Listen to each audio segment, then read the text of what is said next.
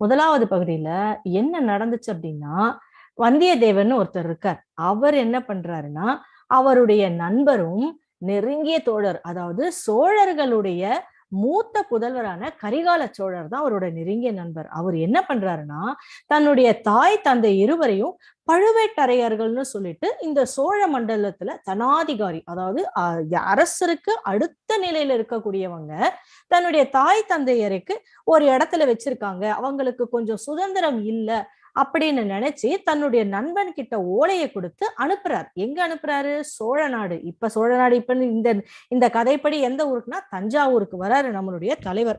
வர்ற வழியில எல்லாத்தையும் அற்புதமான ஏரிகள் எல்லாம் வேடிக்கை பார்த்துட்டு கொண்டுட்டு அப்படியே நடந்து வந்துட்டு இருக்கார்.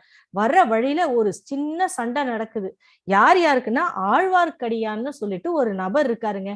உங்களுக்கு எல்லாருக்கும் ரொம்ப ரொம்ப பிடிக்கும் பாருங்க. கதை முடியறதுக்குள்ள நீங்க எல்லாருமே ஆழ்வார்க்கடியானுக்கு உடைய ஃபேனா மாறிடுவீங்க. அந்த அளவுக்கு இருப்பார் அவர்.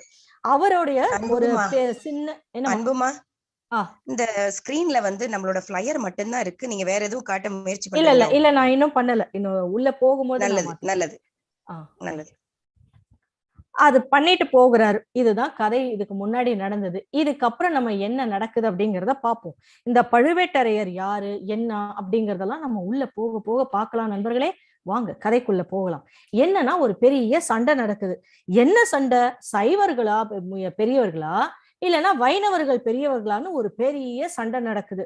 இந்த ஒரு பக்கம் வைணவர் தான் பெரியவர்னு சொல்லிட்டு நம்ம ஆழ்வார்க்கடியான் சண்டை போடுறாரு. இந்த பக்கம் ஒரு சாது வந்து சைவர்கள் தான் பெரியவர்கள்னு சொல்லி சண்டை போடுறாங்க. இவங்களுக்கு நடுவுல தான் வருது இந்த ஒரு ரதம். இந்த ரதத்தை தூக்கிட்டு வராங்க. எல்லா மக்களும் என்ன பண்றாங்க? இந்த சண்டையெல்லாம் விட்டுட்டு வேடிக்கை பாக்குறாங்க. என்னென்ன பேசிக்கிறாங்க தெரியுமா? பழுவேட்டரையரே நேரா கடம்பூர்ல இருக்கு வராருன்னா நிச்சயமா இந்த இடத்துல ஏதோ ஒரு விஷயம் நடக்கத்தானே போகுது அப்படின்னு மக்கள் பேசிக்கிறாங்க. ஒருத்தர் சொல்றாரு இப்படி, அதுக்குள்ள இன்னொருத்தர் சொல்றாரு, உனக்கு தெரியாதா இந்த விஷயம்? நம்ம இளவரசி மணிமேகலையை கண்டராதித்தனுடைய மகன் மதுராந்தகருக்கு மணமுடிக்க போறதா ஊர்ல பேசிக்கிறாங்க அப்படின்னு இன்னொருத்தர் சொல்றாரு. அதாவது ஒரு திருமணத்துக்கு ஒரு சம்மதம் பேசுறதுக்கோ இல்ல ஏதோ ஒரு அது நடத்தி வைப்பதற்கோ ஒரு முக்கியமான ஒரு விஷயம் ஒண்ணு நடக்க போகுது. அந்த விஷயத்துக்காகத்தான் நம்ம பழுவேட்டரையர் வராரு அப்படின்னு இந்த மக்கள் பேசிக்கிறாங்க. அவருக்குத்தான் ஏற்கனவே திருமணம் ஆயிருச்சே அப்படின்னு அறகுறையா இன்னொருத்தர் சொல்றாரு. யாரு? பின்னாடி பாருங்க, ஒருத்தர் உட்கார்ந்து இருக்காரு. குடுமிய போட்டுட்டு நாமத்தை போட்டுட்டு உட்கார்ந்துட்டு அவரு சொல்றாரு. அப்ப இன்னொருத்தர் சொல்றாரு, அடவோய், அவருக்கு இல்ல, பழுவேட்டரையருக்கு இல்லையா, இது மதுராந்தகருக்கு திருமணம் நடக்க போகுது. இந்த மதுராந்தகர் அப்படிங்கிறவரு இன்னும் ஒரு சிற்றரசர் மாதிரி வச்சுக்கோங்க. இவருக்கு தான் இப்ப கல்யாணம் பண்றதுக்காக பேசிக்கிறாங்க. அப்ப இன்னும் ஒரு நம்பி சொல்றாரு, நம்ம மாதிரி சம்சாரிக்கு தான் ஒரு கல்யாணம், அவங்க எல்லாம் அரசியல் காரணத்துக்காக பல திருமணங்கள் செஞ்சுக்குவாங்க, இதெல்லாம் நமக்கு எதுக்குப்பா அப்படின்னு இன்னொருத்தர் சொல்றாரு. சோ அரசியல் காரணத்துக்காகத்தான் இந்த திருமணம் நடக்க போகுதுன்னு மக்கள் பேசிக்கிறாங்க. ஆமாமா, அந்த மூட பல்லக்குல போறது யாரு? யாரா இருக்கும்? திரை போட்டு மூடி இருக்காங்களே.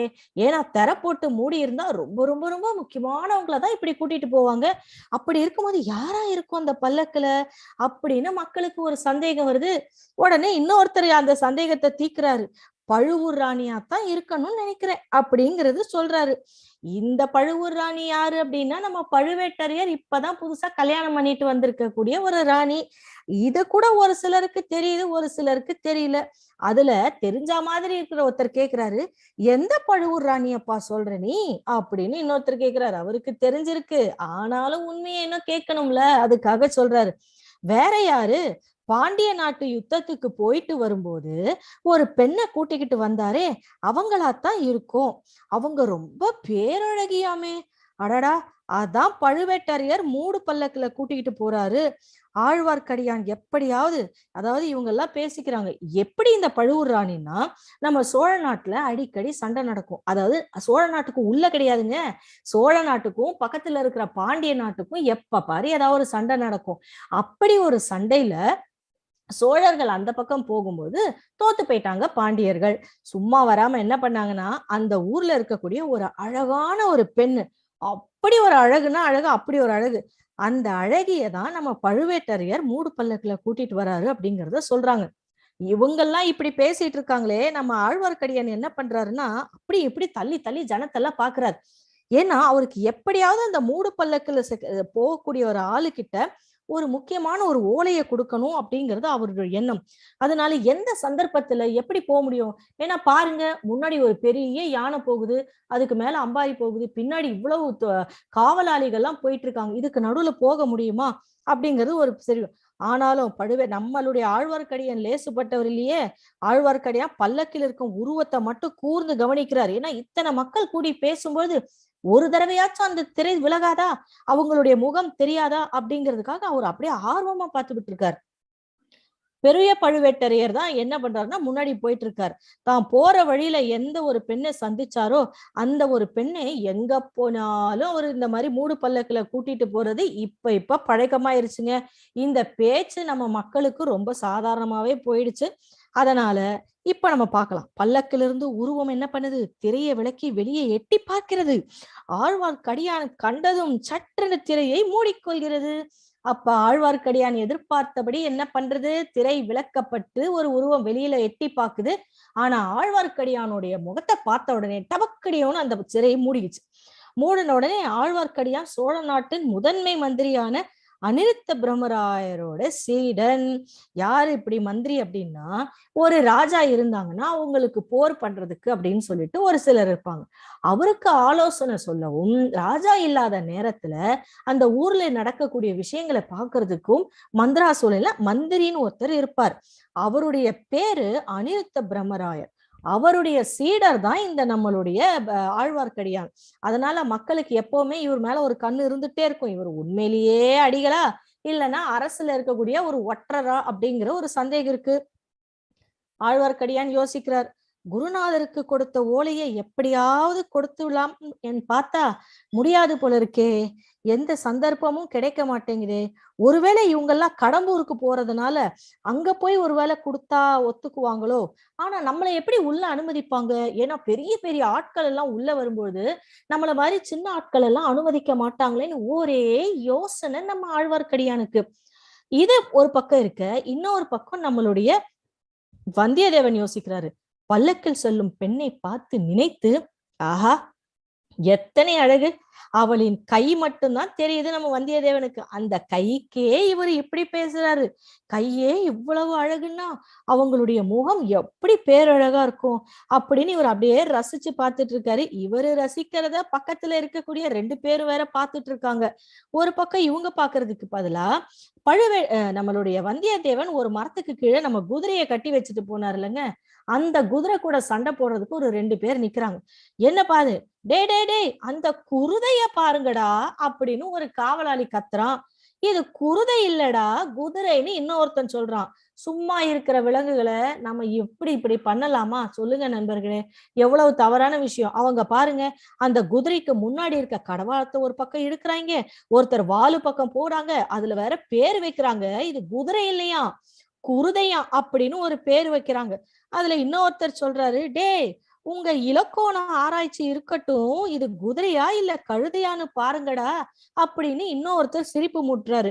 இதெல்லாம் கேட்டு இந்த மக்கள் எல்லாம் ஒரே சிரிச்சிட்டு இருக்காங்க. இதெல்லாம் சிரிக்கும் பொழுது நம்மளுடைய ஹீரோவான நம்ம வந்தியத்தேவன் சும்மா இருப்பாரா? அவரு முறைக்கிறார். பழுவேட்டரையோட ஆட்கள் தன் குதிரையிடம் செய்யும் சேட்டைய தூரத்திலிருந்தே கோபத்துடன் பார்த்து கொண்டிருக்கிறார் நம்மளுடைய கதாநாயகன் வந்தியத்தேவன். இவனெல்லாம் ஒரு ஆறு, இவன் நம்ம மேல ஏற பாக்குறான், விடக்கூடாது. யாரு சொல்றது, நம்ம வந்தியத்தேவனுடைய குதிரை. எந்த ஒரு குதிரையா இருந்தாலும் நம்ம ஆசையா வளர்க்கிற பிராணிகள்னா அதனுடைய உரிமையாளர்கள் மட்டும் தான் அவங்களுக்கு அனுமதி கொடுக்கும். அவங்க அடிக்கலாம், கொஞ்சலாம், கிள்ளலாம், விளையாடலாம், என்ன பண்ணாலும் அந்த விலங்குகள் ஒண்ணுமே செய்யாது. ஆனா மாற்றார் வந்து அதே வேலையை செய்யும் போது அதுங்க ஒத்துக்கவே ஒத்துக்காது. அப்படிதான் இந்த குதிரையும் நினைக்குது. இவன்லாம் ஒரு ஆளு, இந்த குதிரை கூட நினைக்குது பாருங்க அந்த வீரரை பார்த்து, இவன்லாம் ஒரு ஆளு, இவன் நம்ம மேல ஏற பாக்குறானா விடக்கூடாது அப்படின்னு சொல்லிட்டு நம்ம வெள்ளை குதிரை இப்படி போட்டி போட்டுட்டு இருக்குது. இவன் விடுறானா, என்னடா இது குதிரை இப்படி முரண்டு பிடிக்குதே, அமைதியா இருப்போம் நினைக்கிறானா, இது பொல்லாத குதிரைடா, இதன் மேல நான் ஏறக்கூடாதாம், இவ்வளவு விவரம் தெரியுதே, பேசாம இருக்கலாம்ல.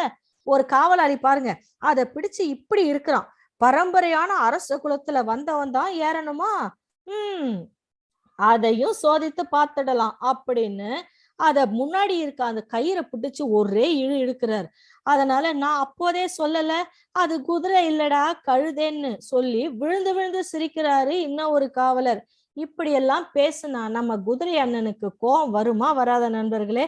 இதெல்லாம் பேசுவோம். நம்ம ஆழ்வார்க்கடியான் சும்மா இல்லாம அவர் கையில தடிதான் வச்சிருக்காரே, வந்து 2 அடி அடிக்கலாம்ல. ஆனா பாருங்க எப்படி முட்டைக்கண்ணை போட்டு யோசிக்கிறான்னு. இந்த குதிரை யாருடையதா இருக்கும்? ஒருவேளை நம்ம கிட்ட துடுக்கா பேசினானே அவனுடையதா இருக்குமோ?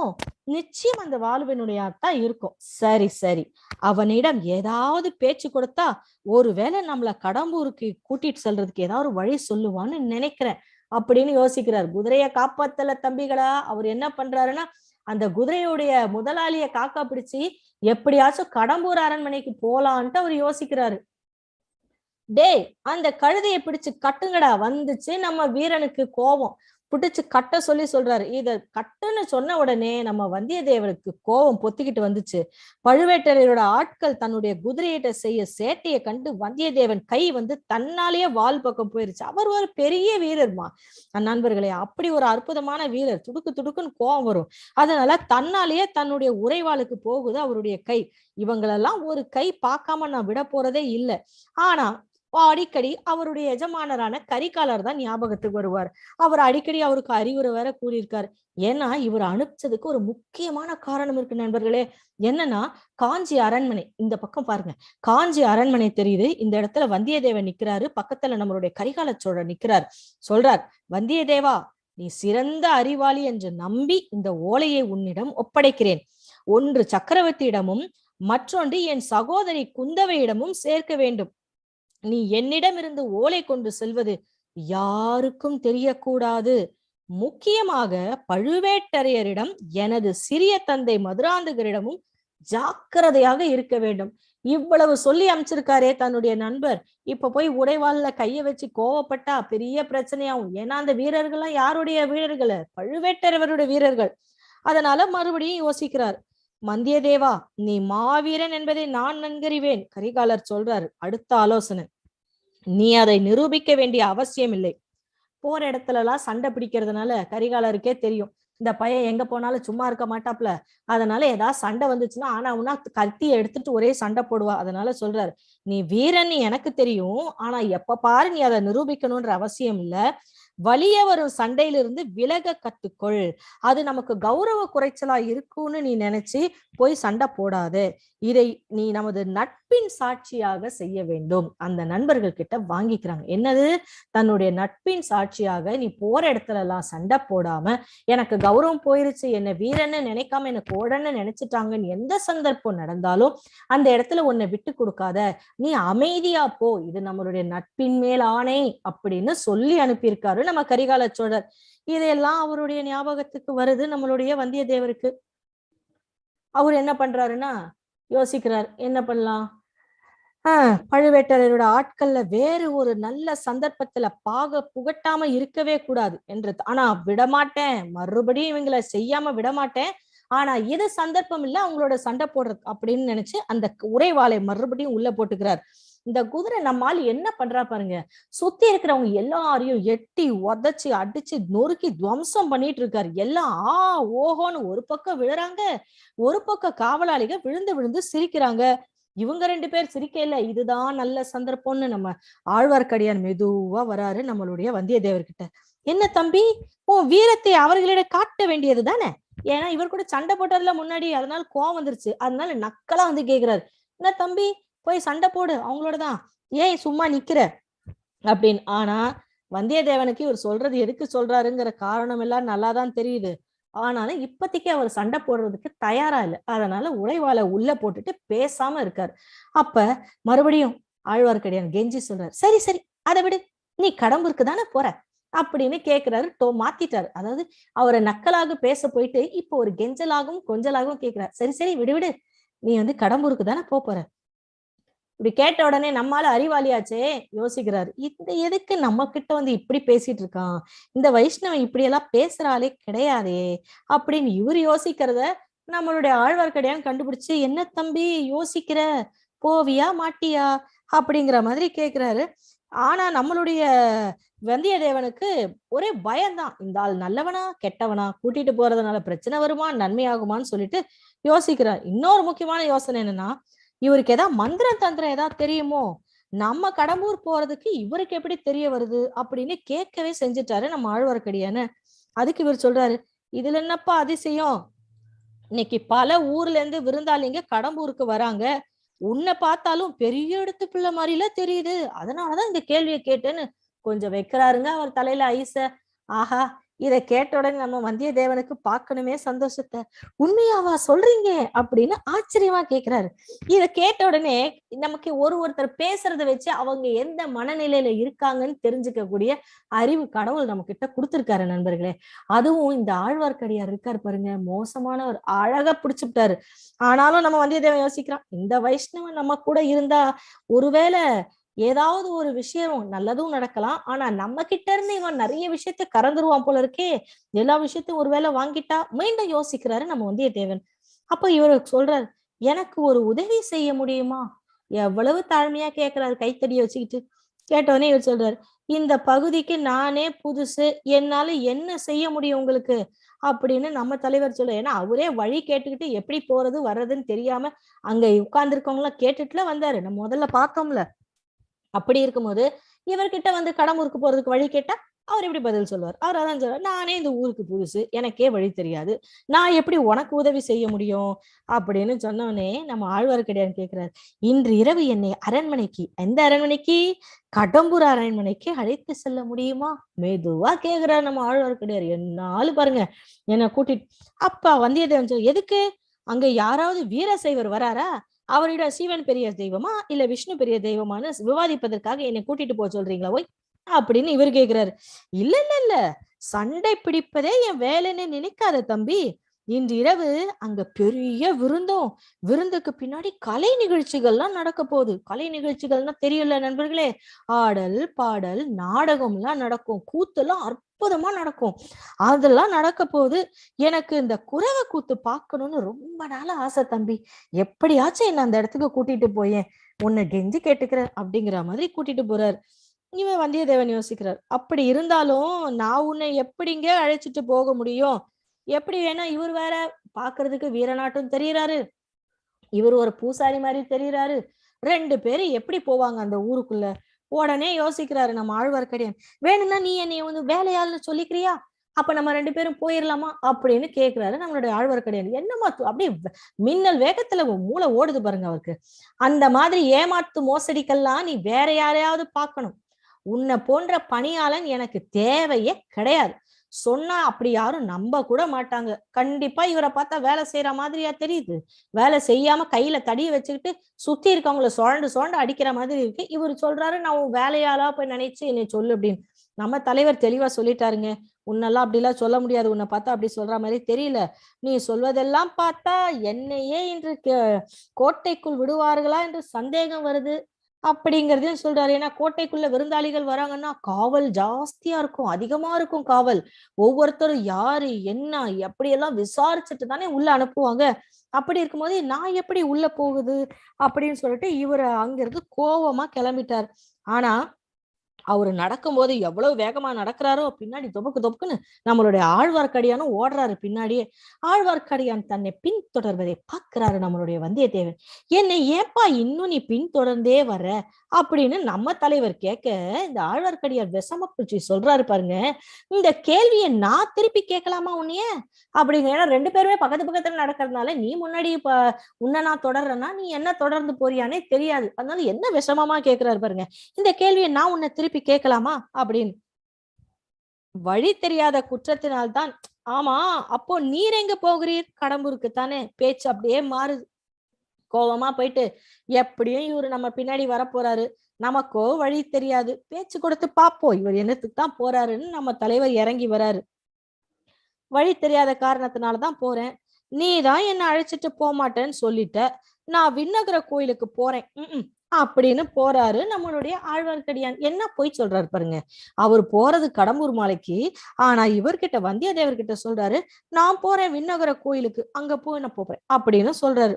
இது நம்ம வந்தியத்தேவர் உண்மையிலேயே நம்பிட்டாரோ என்னமோ கேக்குறாரு. வீரநாராயண பெருமாள் கோயிலுக்கு தானே நீங்க போறீங்க, அப்படின்னா நானும் உங்க கூட வரட்டுமா அப்படின்னு கேக்குறாரு. அப்ப இவருக்கு ஒருவேளை நீ விஷ்ணு ஆலயத்திற்கு வரமாட்டாய் என்று பார்த்தேன். ஆரம்பிச்சுட்டாரு மறுபடியும். விஷ்ணு ஆலயத்துக்கு வருவியா, சிவன் ஆலயத்துக்கு வருவியான்னு அப்படிங்கறது கேக்குறாரு. இவங்க 2 பேரும் ஒரு பக்கம் நடந்து போக, தெருவே ஊரே சந்தோஷமா கோலாகலமா இருக்கு பாருங்க. எவ்வளவு மண்டபத்துக்கு நடுவில் வெளியில பானை விற்கிறாங்க, பாய் விற்கிறாங்க, தள்ளு வண்டியில பழங்கள் விற்கிறாங்க. அம்மாக்கள் எல்லாம் கூடையில என்னவோ பலகாரங்கள்லாம் வச்சுட்டு போறாங்க. இப்படி ஒரு இடத்துக்கு அவங்க போறாங்க. தம்பி, இங்கே ஈஸ்வரன் முனிகள் என்ற பட்டர் பெருமாளுக்கு கைங்கரியம் செய்து கொண்டிருக்கிறார். அவர் ஒரு பெரிய மகான் அப்படின்னு அங்க இருக்கவங்க பேசிக்கிறாங்க. நானும் கேள்விப்பட்டிருக்கேன் அப்படின்னு இன்னொருத்தர் சொல்றாரு. ஆமா, இங்க ஒரே கொண்டாட்டமா இருக்கிறதே, இன்று ஏதாவது முக்கிய திருநாளா அப்படின்னு நம்ம வந்தியத்தேவர் கேட்கிறாரு. ஆமா, திருநாளேதான். இன்னைக்கு ஆடி 18. இப்ப நம்ம பார்க்கக்கூடிய இந்த கோலாகலமான விழா என்னன்னா ஆடி 18. அதோட ஆண்டாளின் திருநட்சத்திரமும் சேர்ந்து கொண்டது. எவ்வளவு ஒரு விசேஷமான நாள் பாருங்க. இந்த விசேஷம் போக இப்ப நம்ம பார்த்துட்டு இருக்கிற இந்த மார்கழி கூட ஆண்டாளுக்கு ரொம்ப ரொம்ப விசேஷமான நாள் தானே. இந்த கதையும் இந்த நாள்லயே வர்றது ரொம்ப சிறப்பு மக்களே. அதனால இவர் சொல்றாரு, ஆண்டாளினுடைய நட்சத்திரமும் இன்னைக்கு சேர்ந்து வர்றதுனாலதான் இவ்வளவு கோலாகலமா இருக்கு. அம்பி நமஸ்காரம், விவாதம் முடிந்திருக்கா? பிள்ளையாண்டான் யாரு, நோக்கு வேண்டியவனா அப்படின்னு இன்னொருத்த குருக்க கேக்குறாரு. யாரு, நம்மளுடைய ஆழ்வார்க்கடியான. இவரு ஆனா தெரியல கொள்ளல எல்லாம் சொல்லல. ஆமா, எனக்கு வேண்டியவர் தான், என்னைய பார்க்கதான் வந்திருக்காருன்னு சந்தோஷமா பேசிக்கிட்டே எங்க போறாங்கன்னா வீரநாராயண பெருமாள் கோயிலுக்கு போறாங்க. இப்ப நம்ம இந்த கோயிலை பத்தியோ அப்ப இருக்கக்கூடிய சோழர்களை பத்தியும் பார்க்கலாம். விஜயாலய சோழரின் முதற் பேரன் தான் பராந்தக சோழர். அவனே மதுரையும் ஈழமும் கொண்ட கோப்பரங்கேசரி என்ற பட்டம் பெற்றவன். சோழ பேரரசருக்கு அஸ்திவாரம் அமைத்தவரும் அவரேதான்.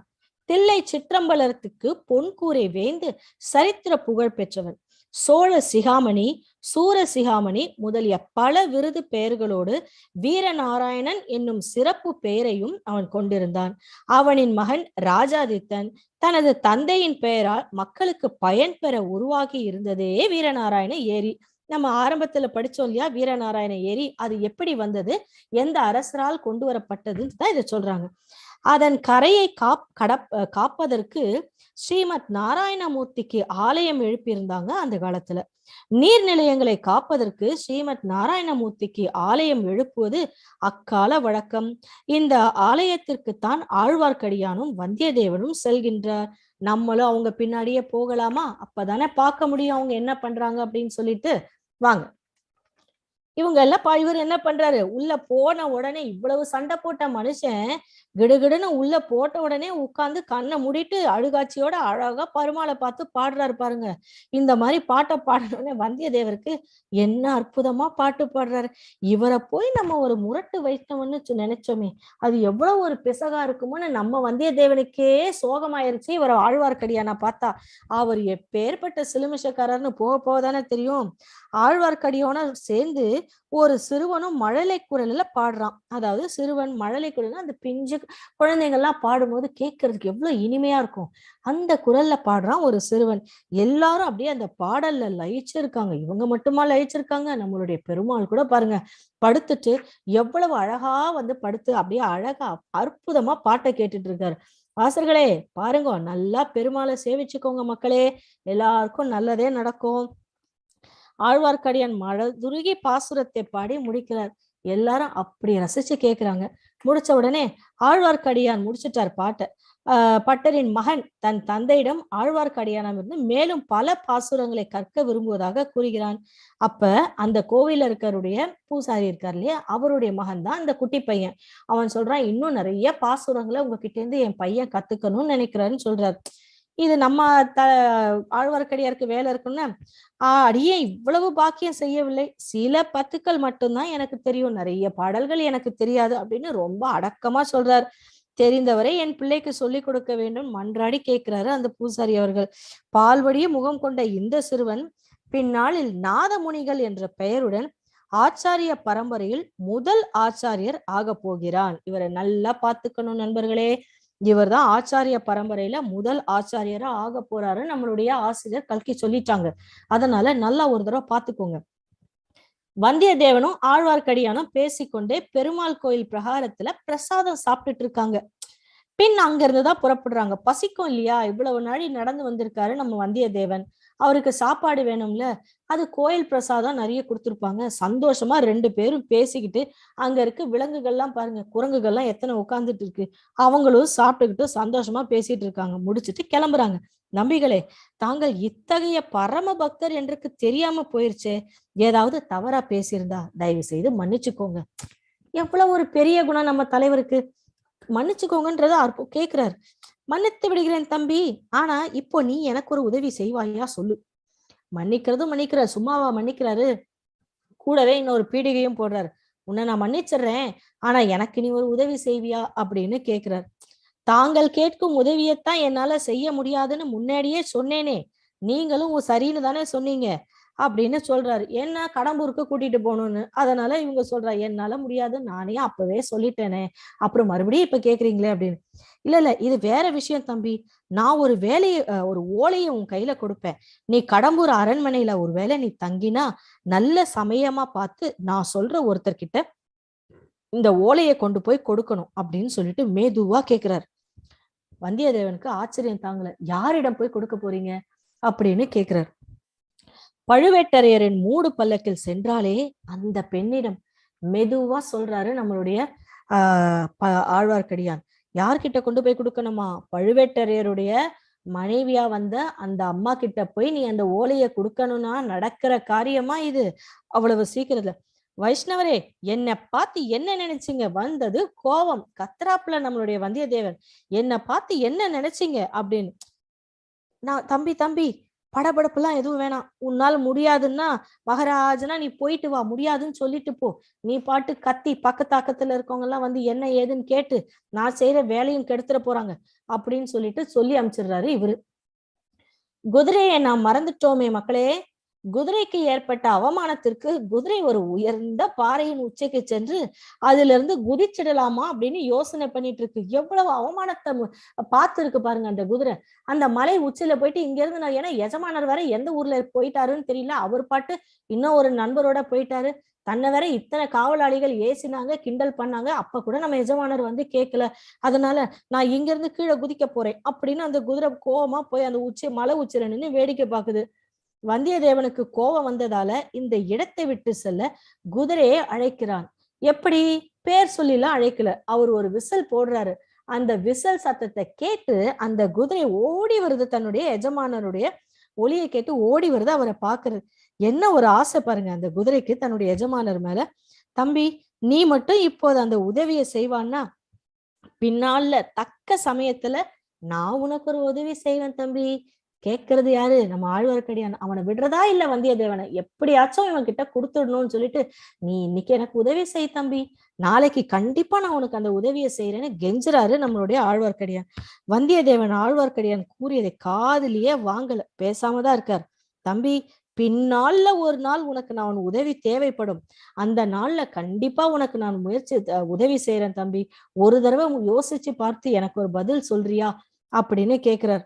ஆனா வந்தியத்தேவன் குதிரை மேல ஏறி உட்கார்ந்துட்டு டப டபன்னு கிளம்புறாப்புல. ஆனா இந்த ஆழ்வார்க்கடியான் விடல. தம்பி தம்பி தம்பின்னு கத்திட்டே இருக்காரு, பின்னாடியே ஓடியாடுறாரு. எந்த தம்பிக்கும் அவர் அடங்கவே இல்லை. அவரு போயிட்டாரு, பொருட்படுத்தாம வந்தியத்தேவன் போயிட்டாரு. யோசிக்கிறார், என்னையாப்பா நீ பகைச்சுக்கிட்ட, என்னை அழைத்து செல்ல மாட்டேன்னு நான் சொன்னேன், ஆனா உனக்கு முன்னாடி நான் கடம்பூருக்கு போறேனா இல்லையா அப்படின்றத மட்டும் நீ பார்த்துட்டே இரு அப்படிங்க. போறாரு பாருங்க, எவ்வளவு வேகமா போறாரு பாருங்க இந்த இடத்துல. ஆச்சரியம், அதாவது போயிட்டே இருக்காரு, அவ்வளவு ஓட்டம், அப்படி ஒரு ஓட்டம் இந்த இடத்துல. அப்படி டப டப டப டபன்னு ஓடுறாரு. அங்க பின்னாடி ஓடட்டும் ஓடட்டும், எங்கே ஓட போற, குதிரையில போற. வந்தியத்தேவரே யோசிக்கிறார், நீ போ போ போ, நீ எங்கன்னா போ, எங்க போற, அங்கேயும் போயிட்டு ஏதாவது ஒரு சண்டை போட போற, பாப்போம் அங்க அப்படின்னு இவரும் போறாரு. 2 பேரும் எங்க போறாங்கன்னா கடம்பூர் கோட்டைக்கு போறாங்க. வாங்க, கடம்பூர் கோட்டை எப்படி இருக்குன்னு பாக்கலாமா? இந்த வலது பக்கத்துக்கு வாங்க. மேலக்கடம்பூர் அரண்மனை வீரநாராயண ஏரியிலிருந்து 12 கிலோமீட்டர் தொலைவில் இருக்கு. இப்பகுதியை செங்கன்னர் சம்புவரையர் என்பவர் சோழ பேரரசுக்கு உட்பட்டு ஆட்சி செய்து வருகிறார். இந்த கடம்பூருக்கு ஒரு சிற்றரசர் இருக்காரு, அவருடைய பேர் செங்கன்னர் சம்புவரையர், அவருடைய பேர் அதுதான். இது யாருக்கு கீழே வருதுன்னா நம்மளுடைய சோழ நாட்டுக்கு கீழே வருதுதான். சம்புவரையர்கள் வல்வில் ஓரியின் வம்சாவழி வந்தவர்கள்னு தங்களை கூறிக்கொள்கிறார்கள். வல்வில் ஓரி அப்படிங்கிறவர் இன்னும் ஒரு பெரிய அரசர். அவருக்கு ஒரு பெரிய சரித்திர புகழே இருக்கு. அதை நம்ம அடுத்ததுல பார்ப்போம். இப்ப நம்ம கடம்பூர் அரண்மனைக்குள்ள போகலாம். கடம்பூர் அரண்மனை ஒரே விழாக்கோலம். எங்க பாரு விளக்குகள் ஏற்றப்பட்டு எல்லாம் சந்தோஷமா, பூக்கள் எல்லாம் வண்ண வண்ண வண்ண கோலங்கள் எல்லாம் போடப்பட்டு ரொம்ப சந்தோஷமா இருக்காங்க.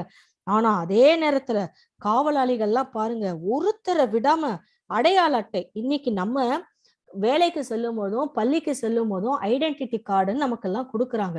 இது அந்த காலத்திலேயே இருந்திருக்கு நண்பர்களே. அவங்க எல்லாம் கேக்குறாங்க காவலர்களிடம் ஆதார் அட்டை.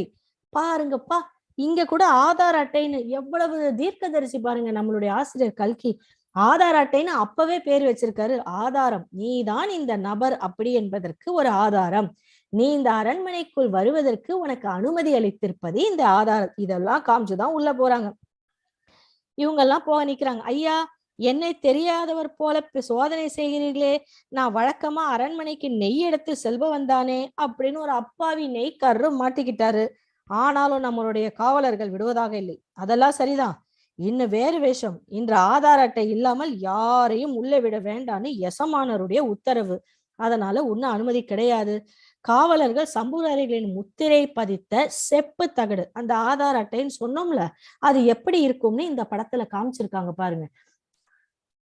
எப்படி இருக்கும்னா, ஒரு செப்பு தகட்டுல போட்டிருப்பாங்களா அவங்களுடைய ஆதார் அட்டை. செப்பு தகட்டிலான ஆதார் அட்டையை பரிசோதித்து அதுக்குள்ள ஒரு முத்திரை போட்டிருப்பாங்க. எந்த அரசர் இந்த தகட்டை கொடுத்திருக்காரு அப்படிங்கிறதுக்கு அதுக்கு அதுதான் அவங்களுடைய அடையாளம்.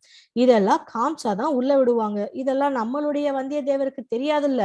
அவர் நிக்கிறார் தூரத்துல இருந்தே இதெல்லாம் பாக்குறார். இதெல்லாம் ஒரு யோசனை தான். எடுத்த உடனே நேரா வாசலுக்கு நின்னு காவலாளிங்க கிட்ட மாட்டிக்காம தூரத்துல நின்னு என்ன நடக்குது, எப்படி நடக்குது, யாரெல்லாம் உள்ள வராங்க போறாங்க, இதையெல்லாம் பார்க்கணுன்றதுக்காக வெளியில இருந்தே பார்த்துட்டு வராரு நம்மளுடைய வந்தியத்தேவர்.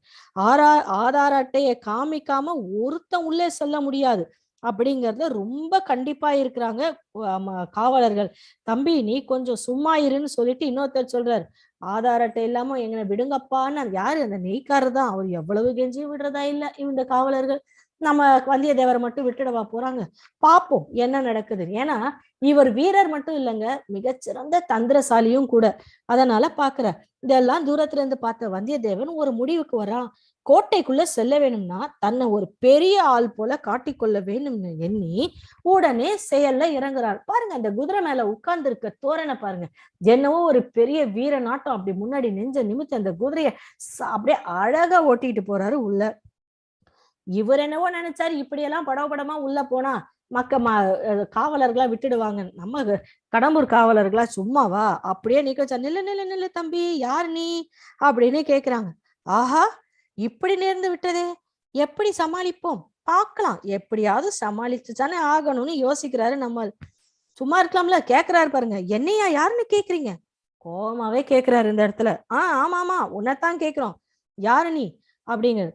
வானர் குலத்தை சார்ந்தவன் வந்தியத்தேவன் என்னுடைய பெயர் அப்படின்னு வீரமா சொல்றார். எந்த குலத்தை சார்ந்தவரா இவரு? வானர் குலத்தை சார்ந்தவன், என் பெயர் வந்தியத்தேவன் அப்படின்னு.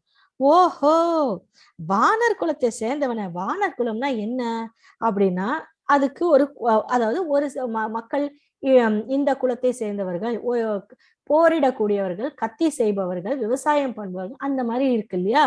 அந்த மாதிரி இவர் வானர் குலம். வானர் குலம்னா என்னன்னு இன்னொரு பேர் இவங்க எல்லாம் சொல்லி சிரிக்கிறாங்கன்னா, வானரம்னா குரங்குக்கு சொல்லலாம். அதனால இந்த காவலர்களுக்கு எல்லாம் சிரிப்பு வந்துருச்சு. அதனால சொல்றாங்க, பின்னால இருந்து வருவான், குரங்கு மாதிரியே பாவனை செய்யறான், அப்படி இப்படி கையை ரெண்டுத்தையும் சொரிஞ்சு சொரிஞ்சு காமிச்சு நம்ம வந்தியத்தேவனை கிண்டல் பண்ணிட்டு இருக்கான். என்னது வானர குலமா? மறுபடியும் சும்மா இருக்கலாம்ல. வந்தியத்தேவனுக்கு கோவம் வருதோ இல்லையோ, அவருடைய குதிரைக்குள்ள கோவம் வருது. பாருங்க அந்த கண்ணை எப்படி மொழின்னு முழிச்சிட்டு இருக்கு. நம்ம எஜமான் கிட்டேயும் சேட்டையை காட்ட ஆரம்பிச்சுட்டாங்களா? இனி இவர்களை சும்மாவே விடக்கூடாது அப்படின்னு பின்னங்காலால ஒரு டிஷ்யூம்னு ஒரு அடி எட்டி விடுது குதிரை அந்த மக்களை. அவ்வளவுதான், பின்னாடி ஓடி போய் விழுந்தாங்க அந்த காவலர்கள். உள்ள பாக்குறாங்க, எட்டி உதைத்த குதிரை கோபமாக அவனை பார்க்கிறது. நான் அப்போதே சொன்னேன்லடா, இது குதிரை இல்லடா கழுதைன்னு. ஏன்னா பின்னங்கால எட்டி உதைக்கிற குணம் வந்து கழுதைக்குதான் இருக்குன்னு ஒரு பேச்சு இருக்கு நண்பர்களே அந்த காலத்துல. அதனால என்ன சொல்றாங்கன்னா, இது குதிரை இல்லடா கழுதைன்னு.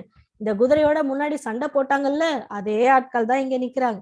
அதனால மறுபடியும் சொல்றாங்க, இது குதிரை இல்லடா கழுதை அப்படின்னு. சிரிக்கிறாங்க எல்லாரும் விழுந்து விழுந்து. இவன் தேவையில்லாமல் நம் குதிரையிடம் உதவாங்க போறானே அப்படின்னு வந்தியத்தேவருக்கு கவலை. குதிரை கோபத்துடன் அவனை மிரட்டும் விதமாக திரும்பி பார்த்து மறுபடியும் அடியும் மறுபடியும் ஒரு உதையும் நடக்குது. ஆனா நம்ம வந்தியத்தேவன் கம்பீரமான குரல் சொல்றார், என் குதிரையை விடுங்கள். நம்ம செல்லமா வளர்க்கிற ஒரு பிராணிகள் கிட்ட யாருன்னா இப்படி முரட்டுத்தனமா நடந்தா நம்ம என்ன பண்ணுவோம்? உடனே வந்து கோவம் வந்துடும். யாரா இருந்தாலும், நம்ம அம்மா அப்பா அண்ணன் தம்பி யாரா இருந்தாலும், நமக்கு உயிருக்குயிரா வளர்க்க பிராணிகள் யாருன்னா இப்படி கிண்டல் கேலி பண்ணி அதை சேட்டை பண்ணாங்கன்னா நமக்கு எவ்வளவு கோவம் வரும். அதே மாதிரிதான் நம்ம வந்தியத்தேவனுக்கு கோவம் வருது. விடுங்க, என் குதிரையை வந்து இந்த மாதிரி எல்லாம் பண்ணாதீங்க அப்படின்னு. இப்பத்தான் நம்ம ஏஜமானனுக்கு சூடு பிடிக்குது. பார்க்கலாம். பாவம் அந்த குதிரை. அது சொல்றது, இவ்வளவு நாளி பண்ணும்போது ஒன்னும் தெரியல, இப்பவாச்சும் என் எஜமானனுக்கு கோவம் வருதே, சரி சரி பார்க்கலாம், அவரே பேசிக்கட்டும் அப்படின்னு. இவன் நடை உடை பாவனை எல்லாம் பார்த்தா பெரிய இடத்து பிள்ளை மாதிரிதான் தெரியுது. இதைத்தான் அவரும் வந்தியத்தேவரும் முன்னாடியே சொன்னாரு. ஆனா யார் கேட்டது? கேட்கலையே. அதனால சொல்றாரு, பெரிய இடத்து மைய மாதிரிதான் தெரியுது, ஆனாலும் முத்திரம் இல்லையே, ஆதார் அட்டை இல்லாம எப்படி உள்ள விடுறது அப்படிங்கறத யோசிக்கிறாங்க. குதிரையை விட சொல்லுங்கள், நான் போகிறேன். உங்கள் நாட்டில் விருந்தாளியை இப்படித்தானா நடத்துவீங்க அப்படின்னு கேட்கிறார். இன்று வந்த விருந்தாளிகளிலே கழுதை மேல் வந்தவன் இவன் ஒருவனாகத்தான் இருப்பான் அப்படின்னு இந்த காவலாளி கேட்கிறார். இவன் தாண்டா நம்மளுடைய விருந்தாளி. என்ன விருந்தாளி? வந்த குதிரையில இவன் குதிரை தாண்டா கழுத மாதிரி இருக்கு அப்படின்னு சொல்லிட்டு மறுபடியும் கிண்டல் பண்றாங்க நம்மளுடைய குதிரைய. காவலன் குதிரையில கடிவாளத்தை வேணும்னே இழுக்கிறான், பிடுங்குறான், அதை பிடிச்சு தள்ளறான். அனைவரும் அவனை பார்த்து கேலியா சிரிக்கிறாங்க. வந்தியத்தேவனுடைய நிலை, ஏன்னா குதிரையை இழுக்கும் போது அது திமிரும், அதாவது மேல எகுரும் குதிக்கும். அப்ப வந்தியத்தேவனுடைய நிலையும் வந்து அப்படிதான் ஆயிப்போச்சு, கீழே விழுற மாதிரி இருக்கு. ஆனா கோபம், பயங்கரமான கோபம். இந்த நேரத்திலையும் அவருடைய நண்பன் கரிகால சோழன் சொன்னது மட்டும்தான் அவனுக்கு ஞாபகம் வர்றதுனால சண்டை போடல. காவலர்கள் வந்தியத்தேவன் திரும்பி செல்வதை குறித்து கேலி பேசுறாங்க. என்னதான் இவ்வளவு கேலி பண்ணா எப்படிங்க உள்ள போக முடியும்? அதனால இவர் என்ன பண்றாருன்னா திரும்பி போகிறார்.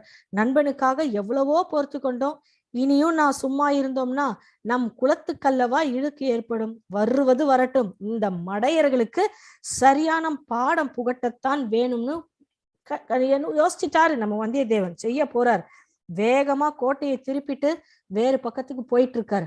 தன்மானத்தை நாம் தான் காத்து கொள்ள வேண்டும், வீரத்தை நாம தான் காத்து கொள்ள வேண்டும், நம்மளுடைய வானர் குலத்தையும் நாம் தான் காத்து கொள்ள வேண்டும்னு திரும்பி போயிட்டு வந்தியத்தேவன் எண்ணத்தை புரிந்து கொண்ட குதிரை தான் தயார் என்பதற்கு வந்தியத்தேவனுக்கு உணர்த்துகிறது. அதனுடைய சமிக்கை பாஷைன்னு சொல்லுவோம். அது சொல்லுது வந்தியத்தேவனுக்கு, நீ எடுப்பா வாழ, நீ செய்ய உன் வேலைய, நான் இருக்கேன் உனக்கு தோழமையா, பார்த்துக்கலாம் அப்படின்ட்டு இந்த குதிரையும் சொல்லுது. தன் உறைவாளை உருவி கொண்டு கோட்டையை நோக்கி சீறி பாய்கிறான் வந்தியத்தேவன். பின்னாடி பக்கம் போனவன் திருப்பிக்கிட்டு குதிரைய திருப்பிட்டு ஓடியாடுறான். கையில கத்தியில எடுத்துட்டு ஓடியாடுறாப்புல. கோட்டை காவலர்கள் அவனை தாக்க தயாராகிறாங்க. ஏன்னா எல்லா விருந்தாளிங்க வர நேரம். இந்த இடத்துல போயிட்டு ஒருத்தர் சண்டை போட வந்தா காவலர்களுக்கு எவ்வளவு பெரிய பாதிப்பு. அவங்க என்ன பண்றாங்க பாருங்க, எல்லாம் வரிசையா நின்னுட்டு அவங்களும் சண்டை போடுறதுக்கு ஈட்டி எடுத்துட்டு நேரா நிக்கிறாங்க.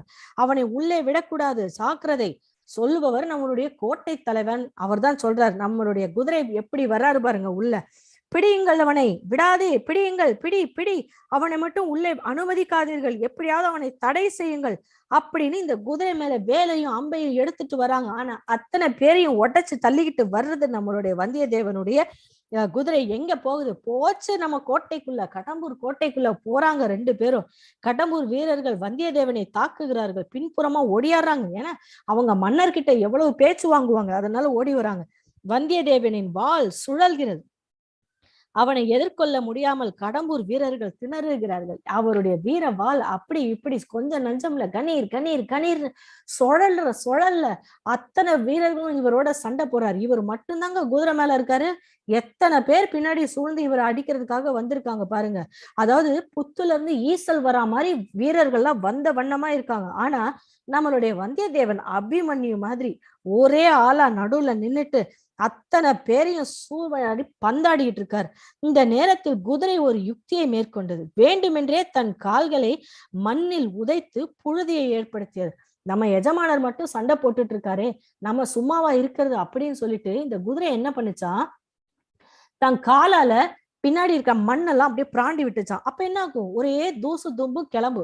இது நம்மளுடைய வீரர்களுடைய மூக்குல போயிட்டு அதை அடைச்சுக்கிட்டு அவங்களால சண்டை போடுறதுக்கு சிரமம் ஏற்பட்டது. பாருங்க எவ்வளவு அழகா இந்த சித்திரத்துல வரைஞ்சிருக்காங்க.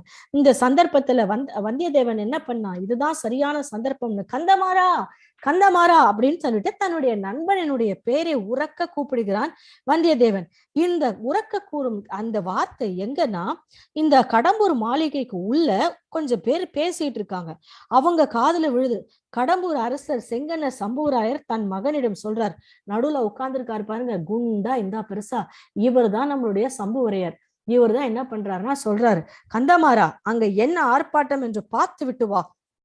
ஏன்னா விருந்தாளிகள் வரக்கூடிய நேரத்துல இப்படி ஒரு சர்ச்சை வரக்கூடாது அப்படின்னு சொல்லிட்டு இவர் சொல்றார். மறுபடியும் கந்தமாறா கந்தமாறான்னு ஒரே கூச்சல் நம்மளுடைய வந்தியத்தேவன். கந்தமாறன் வெளியே வந்து எட்டி பார்க்கிறான். இருட்டும் புழுதியுமா சேர்ந்துட்டனால கீழே என்ன நடக்குதுன்னு சொல்லிட்டு அவனால பார்க்கவே முடியல. அதனால தன்னை கீழே இறங்கி வந்தே வர்றான். கந்தமாறன் தன்னை அடையாளம் காணாததை கண்டு வந்தியத்தேவனுக்கு ஒரே வருத்தம் தான். என்ன இவன் திருன்னு முழிக்கிறான், வேணும்னே ஒருவேளை என தெரியாதவன் போல பாவிக்கிறானோ, ஒருவேளை துரோணாச்சாரியார் துருபாதனின் நட்பை போல ஆகிவிட்டதோ எங்கள் நட்பு அப்படின்னு மனசுக்குள்ள வேதனை. ஏன்னா தன் நண்பனை நம்பிதான் இத்தனை காவலாளிகளையும் தாண்டி உள்ள வந்திருக்காரு மனுஷன். இப்ப போயிட்டு கந்தமாறன் ஒண்ணுமே சொல்லாம இருக்கானே அப்படின்னு சொல்லிட்டு பயங்கர சோகம் வந்து விட்டது நம்மளுடைய வந்தியத்தேவனுக்கு. கடமுறை மேல இருந்து நண்பனை எவ்வாறு விட்டு விடுவானா கந்தமாறன் ஓடி வந்தான் பாருங்க கீழே. கந்தமாறா இன்றைக்கு என்ன இங்க ஏக தடபுடலா இருக்கிறது, இவ்வளவு கட்டுக்காவல் எல்லாம் இருக்கிறது அப்படின்னு சொல்லிட்டு வர்றாரு. ஏன்னா கீழே வந்து கூட்டிட்டு போயிட்டாரு நம்மளுடைய கந்தமாறனை. எவ்வளவு அழகான ஒரு சித்திரம், இதை அப்படியே பார்த்துக்கிட்டே இருக்கலாம் போல இருக்கு. எவ்வளவு பெரிய தீபம் பாருங்க, அந்த மாளிகையெல்லாம் எவ்வளவு அழகா வரைஞ்சிருக்காங்க, காவலாளிகள் எவ்வளவு, அதாவது நம்ம இதெல்லாம் ஒரு பண்பு. அதாவது அங்கங்க கும்பல் கும்பலா காவலாளிகள் நிக்காம ஒரே வரிசையில எவ்வளவு அழகா நிக்கிறாங்க பாருங்க. அது ரொம்ப நேர்த்தியா இந்த இடத்துல வரைஞ்சிருப்பாங்க. அவங்க முன் வைத்த கால் எது, பின் வைத்த கால் எது, அவங்க அந்த வேலை பிடித்திருக்கக்கூடிய அந்த பாவம் எல்லாமே அப்படியே நம்ம இங்கிலீஷ்ல அந்த யூனிஃபார்மிட்டின்னு சொல்லுவோம். அந்த மாதிரி அவ்வளவு அழகா அந்த வீரர்கள் நிக்கிறாங்க. அதை சித்திரமாக நம் கண்முன்னே கொண்டு வந்து கொடுத்திருக்காங்க இந்த படைப்பாளிகள். இப்படி நிக்கிறாங்க. அதுக்கு பிறகு விவரமா சொல்றேன் வந்தியத்தேவா, நீ முதல்ல உள்ளவா, நீ பழுவேட்டரைய பார்க்கணும், மழவேரையர்கள் எல்லாம் பார்க்கணும், அவரை பார்க்கணும் இவரை பார்க்கணும் சொன்னவல்ல. ஆனா இன்னைக்கு எல்லாரும் இங்க வரப்போறாங்க, அதனால பாத்துடலாம் வா அப்படின்னு தன் நண்பனை கூட்டிட்டு போறாரு கந்தமாறன். உள்ள பாருங்க அரண்மனை. அந்த காலத்துல எவ்வளவு அழகான ஒரு அரண்மனை கட்டி இருக்காங்க. முதல் மாடி தெரியுது, தூண்கள் தெரியுது, திரைச்சீலைகள் தெரியுது, கீழே போடப்பட்டிருக்கிற அந்த கால் மிதிகள் எல்லாம் அவ்வளவு அழகான ஒரு அலங்காரங்கள் தான் அந்த இடத்துல நடைபெற்று இருக்கு. சம்புவரையர் மற்றும் சிற்றரசர்கள்லாம் கூடி பேசிட்டு இருக்கிற இடத்துக்கு கந்தமாறன் வந்தியத்தேவனையே கூட்டிட்டு போறான். இவர்களை கண்ட சம்புவரையர், யார் இவன், இவன் எதற்காக இந்த இடத்துல வரான், அவருக்கு யோசனை. முன்பின் தெரியாத ஒருத்தனை போய் நம்ம பையன் கூட்டிட்டு வரானே, இத்தனை விருந்தாளிகள் எதற்கு அப்படின்னு சொல்லிட்டு அவர் யோசிக்கிறார். இன்றைய தினம் பார்த்து வருகிறானே அப்படின்னு, ஏன்னா இன்னைக்கு வர விருந்தாளிங்க வராங்கல்ல அப்படின்னு. ஆனா கந்தமாறன் தன் தகப்பனுக்கு ஆசையா சொல்றார், அப்பா என் தோழன் வந்தியத்தேவன் இவன் தான், அடிக்கடி உங்ககிட்ட சொல்லிட்டே இருப்பல்ல, அவன் தான் இவன் அப்படின்னு ரொம்ப சந்தோஷமா சொல்லியிருப்பார். ஆனா அந்த ராஜா பாருங்க எப்படி முறைக்கிறாருன்னு, அவனா இவன், இப்பயா இவன் வந்து இங்க உட்காரணும் அப்படின்ட்டு ஒரே கோவப்படுறாரு. அப்படியா, சரி சரி, கீழே அரண்மனை வாசல்ல அவ்வளவு கரவணை செய்தானே அவன் தானா இவன் அப்படின்னு கேக்குறாரு. அழைப்பில்லாமல் வந்தது எவ்வளவு பெரிய தவறாகி விட்டது. சோக கடலில் மூழ்கி இருக்கிறார் நம்மளுடைய வந்தியத்தேவன். என்ன இருந்தாலும் ஒரு அரண்மனைக்குள்ள வரும்பொழுது இப்படியா சண்டை போட்டுட்டு வர்றது, அதனால வருந்துறார். கொஞ்சமா தான் வருந்துறார், அதிகம் இல்ல. வந்தியத்தேவனின் நிலையை கந்தமாறன் புரிஞ்சுக்கிறான். கலவரத்துக்கு காரணம் ஏன் தோழன் இல்லப்பா, வாசல் காப்பதற்கு நாம் அமர்த்தி இருக்கக்கூடிய அந்த முட்டாள் காவலர்கள் தான் காரணம். இந்த இடத்துல கந்தமாறன் தன்னுடைய நண்பனை விட்டு கொடுக்கவே இல்லை. இருந்தாலும் இன்றைய தினம் பார்த்து இவ்வளவு ஆர்ப்பாட்டத்துடன் வந்திருக்க வேண்டியதில்லை. கடினமாக இல்லாம மென்மையா கடிந்து கொள்கிறார் கடம்பூர் ராஜா. அப்பொழுது தோழி பெண் வந்திருக்கும் விருந்தாளிகளுக்கு பழரசம் கொண்டு வருகிறாள்.